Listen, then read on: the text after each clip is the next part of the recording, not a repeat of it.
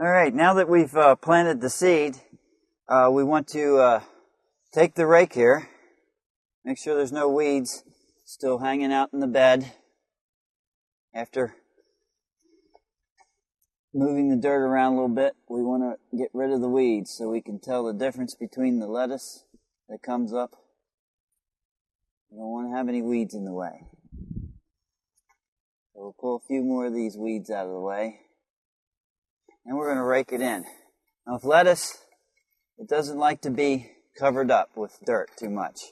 Just wants to be raked in.